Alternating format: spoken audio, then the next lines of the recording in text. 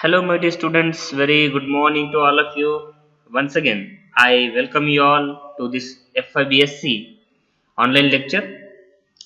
As we know that in the last lecture, we started our last topic of this semester, that is chemical equilibrium, in which in the last lecture we studied the basic idea as well as exergonic and endogenic reactions. Means what do you mean by exergonic reactions and what do you mean by endogenic reactions, that we are studied in the yesterday's lecture.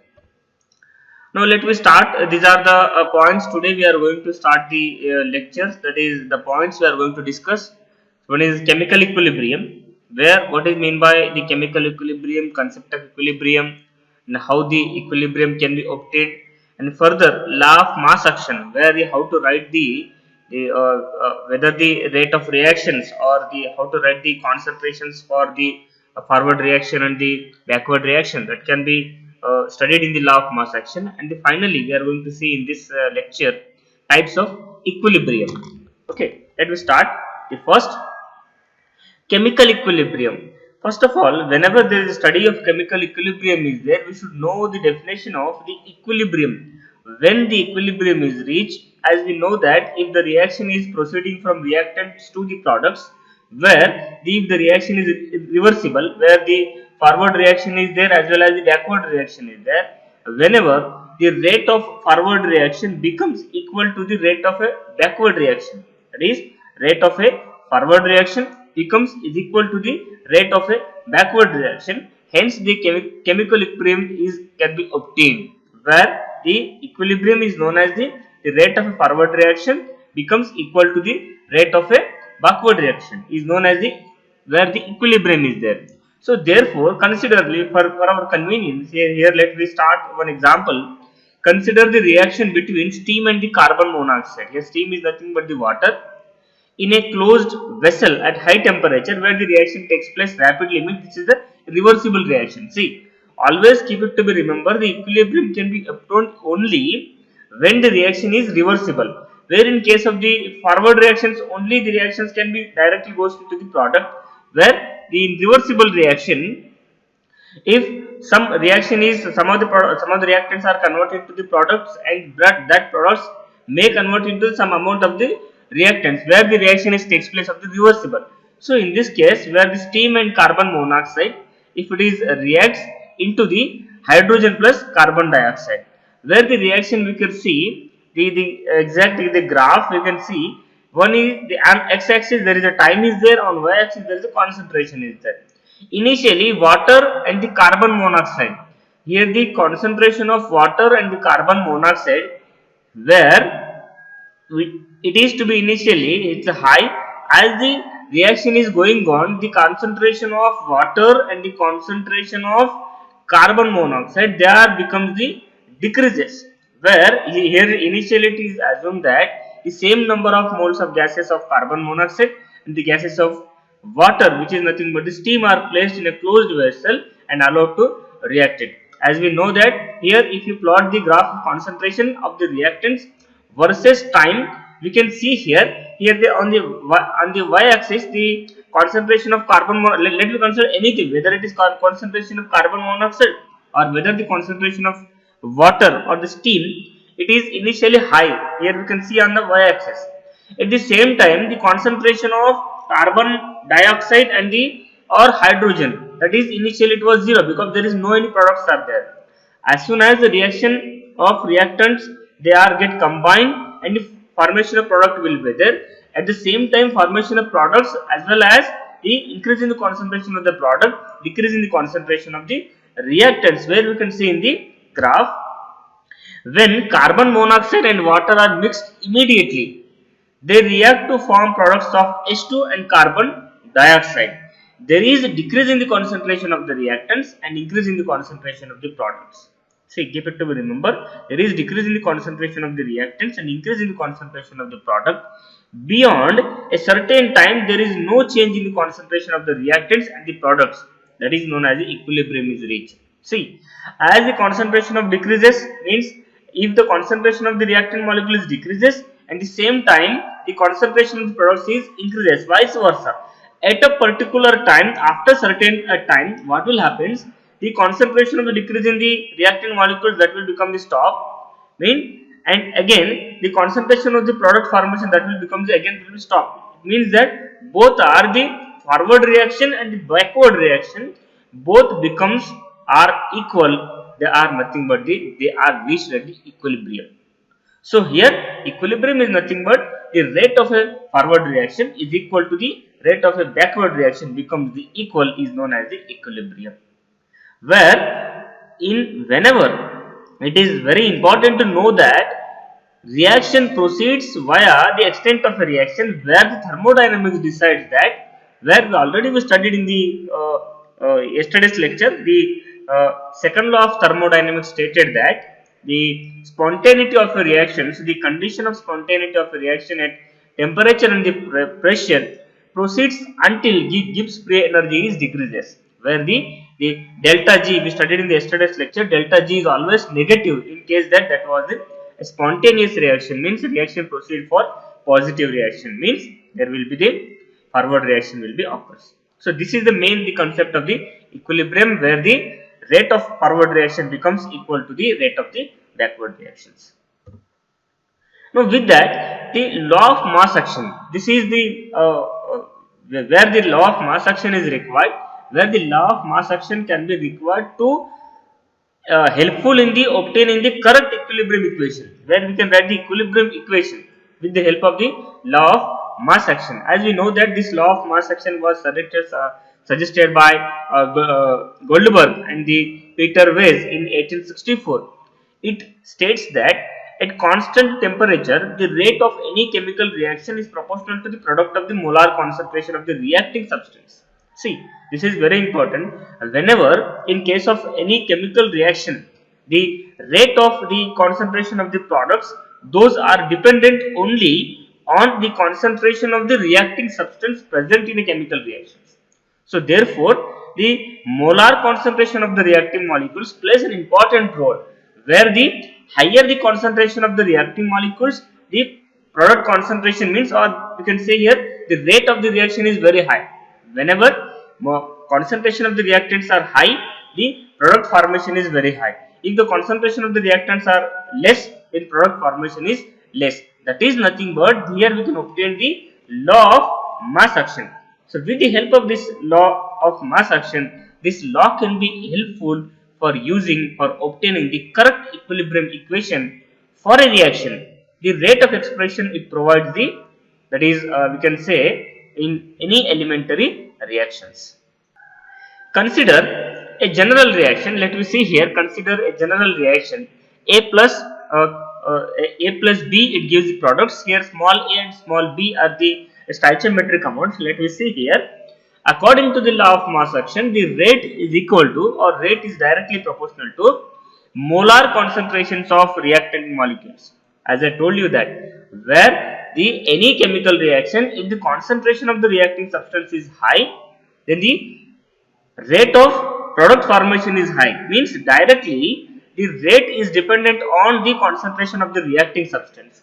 So here according to the law of mass action, rate is directly proportional to the constant molar concentration of the reacting molecules. And now see how to write the law of mass action. Whenever two reacting molecules are there or three reacting molecules are there, the molar concentration of A, we can write in the square bracket, into, always here A plus B is there, here plus means here reacting molecules are both are reacting molecules. Here whenever we writing the rate, in case of the law of mass action, they should be writing the product, that is molar concentration, product of molar concentration of A, capital A, and the molar concentration of the capital B. Here small a and small b are the stoichiometric amounts, where here if you write rate equal to K into molar concentration of A, molar concentration of B, where K is the proportionality constant called as the rate constant of this reaction.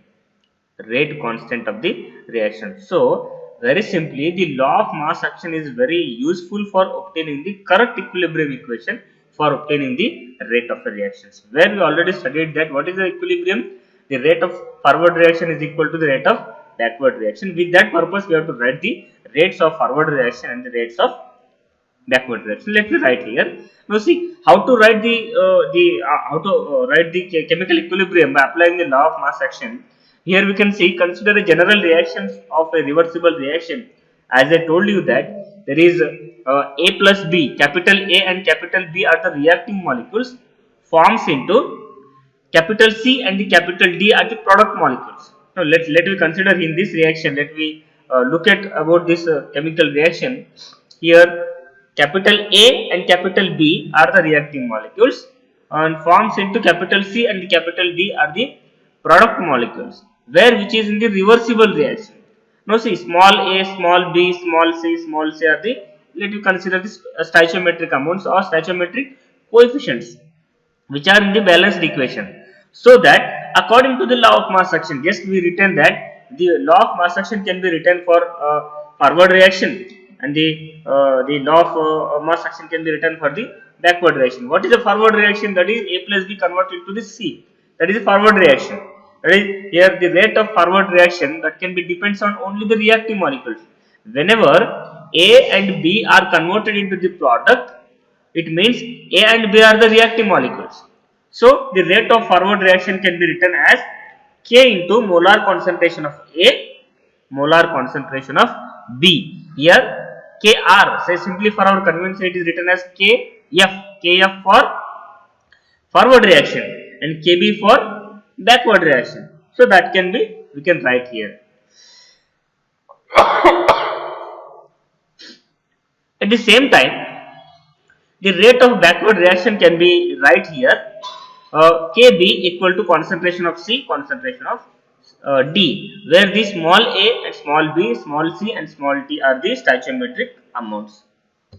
But at equilibrium, now already we defined that. What is equilibrium? Equilibrium is nothing but rate of forward reaction is equal to rate of backward reaction. Here we can see the equation number 2.8. See the Kf, that is rate of forward reaction, molar concentration of A into molar concentration of B, that is forward reaction, is equal to, what is the backward reaction? Backward reaction is Kb, that is Kf is not, that was a Kb. Here molar concentration of C and molar concentration of D.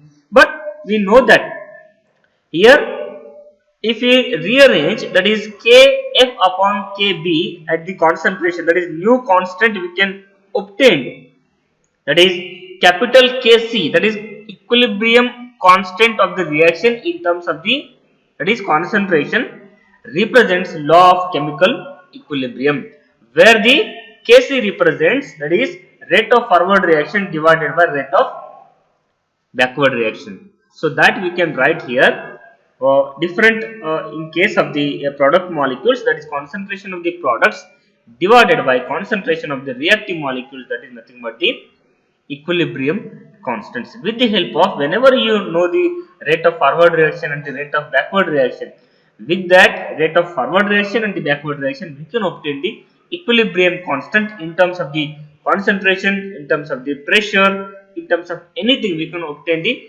different equilibrium constants, that is Kc. Now see, what are the types of equilibria? Very simple. As we know, there are two different reactions, homogeneous reactions and the heterogeneous reactions. Likewise, equilibriums are two types of equilibria is there. There are two types of chemical equilibria. One is homogeneous equilibria. When the homogeneous equilibria can be obtained, the equilibrium reactions in which all the reactants and the products are in the same phase. See, we know the homogeneous reaction. What is a homogeneous reaction? In homogeneous reaction, reactants and the products are in the single phase. Means in a one phase. Phase means what? Whether they are the solids, whether they are the liquids, and whether they are the gaseous. Means in this case, reactant molecules, if they are solid, liquid or the gaseous, at the same time products should also the solid, liquid and the gaseous. This is called as the homogeneous reactions. Where the equilibrium can be obtained for the homogeneous reactions, that is called as the homogeneous equilibrium. Where we can see the hydrolysis of ester, where the methyl acetate in the liquid state, water is in the liquid state, it forms acetic acid plus methanol, both are in the liquid form. If you obtain the equilibrium for this reaction, that is you will get the homogeneous equilibrium. This is the under the example of homogeneous equilibrium. Let me see the one more of example, synthesis of ammonia, where the ammonia can be synthesized by the mixing of nitrogen and the hydrogen. It gives the ammonia, where which is a reversible reaction. Here the nitrogen is the gas, hydrogen is the gas, and ammonia is also formed in the form of the gaseous only. Where they obtain the equilibrium, this is the homogeneous equilibrium, means the equilibrium obtained in the equilibrium, that is homogeneous reactions, that is called as the in the same phase reactions is called as the homogeneous equilibrium. Where in the heterogeneous equilibrium, the equilibrium reactions, that is equilibrium reactions in which reactants and the products are in the different phase. As we very simple, it is opposite of the homogeneous equilibrium, that is equilibrium obtained in heterogeneous reactions. What are the heterogeneous reactions? Where the reactants phase and the products phase are the different. It means if the reactants are solid, maybe the products are liquid or the gaseous. If the reactants are liquid, maybe the products of solid or the gaseous. If the reactants are gaseous, maybe the products of solid and the liquid. Means reactants phase and the product phase are in the different phase where the equilibrium is obtained, that is called as the heterogeneous equilibrium. Here we can see the example, that is here sodium bicarbonate, that is NaHCO3 solid form, where it is in the reaction Na2 it forms into Na2CO3 plus CO2 plus H2O, which is Na2CO3 in the solid form, CO2 in the gas form, and H2O in the gas form, where the different chemical reactions in the different phases, the equilibrium is obtained called as the heterogeneous equilibrium. So with this, I hope we understand the different reactions, that is of chemical equilibrium concept, law of mass action, and the types of equilibrium. With this, I will stop here. In the next lecture, we will see some more concepts regarding the equilibrium. Thank you for watching this video, and thank you so much.